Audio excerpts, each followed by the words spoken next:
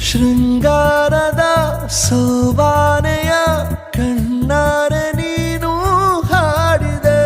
ಈ ಹಾಡಿಗೆ ಕುಣಿದಾಡುವ ಸಾಹಸವ ಯಾಕೆ ಮಾಡುವೆ? ಸೌಗಂಧದ ಸುಳಿಯಾಗಿ ನೀ ನನ್ನೆದೆಗೆ ಬೇಲಿ ಹಾಕಿದೆ.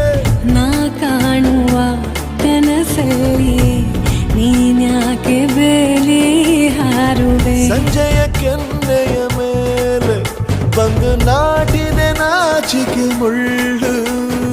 ಮನದ ಮಗು ಹಠ ಮಾಡಿದೆ ಮಾಡುವ ಕೊಂಗಾಟವ. ಸುಂದರವಾ